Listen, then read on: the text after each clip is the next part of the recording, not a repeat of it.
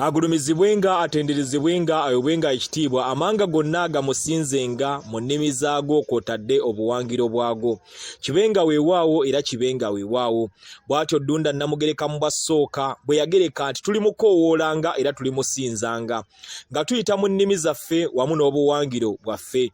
Olunaku olwaliro katusomeko ku mulongo mukoka. Omulongo mukoka ye mulongo omukulu mu baana ba ggulu. Mu mpya emmandwa eno tebagirina kubanga nzibu nnyo eruma nnyo okkamala. Emmandwa eno emikolo gyayo abasinga tebagimanyi kubanga eruma bukuyege. Emmandwa eno ye Kigongo Baale. Kigongo Baale ye mulongo omukulu addibwako abalongo. Bakinene bombi ewali Nambi ne Kayiikuuzi ono kwe badda. Era emmandwa eno esalibwa.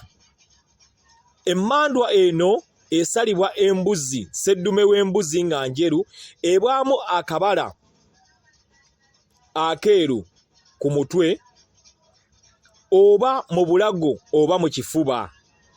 Emmandwa eno tewuuta mugerengejjo nga Kiwanuka, Mukasa, Kibuuka Omulubaale, Wannema. Emmandwa eno erayizibwa ng'enkola y'abalunnyanja bw'ebeera. Bagoberera emitendera gyonna gyonna. Empewo eno ya waggulu era si ya wansi. Era bw'eba ekutte omuntu emukuluggusa nga mukoka bw'atambula.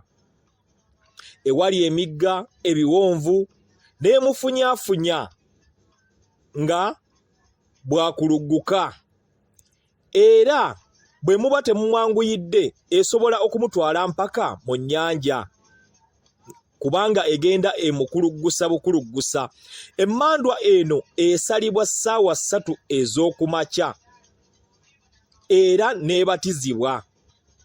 Era kawumpuli yagikkakkanya nga bw'agamba jjajja w'abaana empungu yiiyo, laba empungu yiiyo waggulu egenda kukulya, olwo n'eryoka ekuva ku mutwe.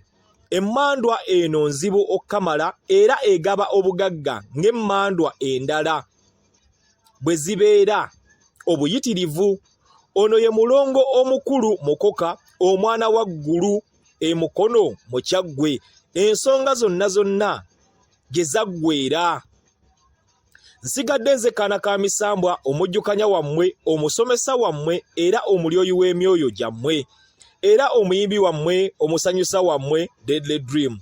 Abankuumire oyo Kiwamirembe Ddunda Namugereka oyo atudde mu bwasooka, Wanjuba Wammunyenye Kibuno Nyubireese bonna bonna babaakire yakire.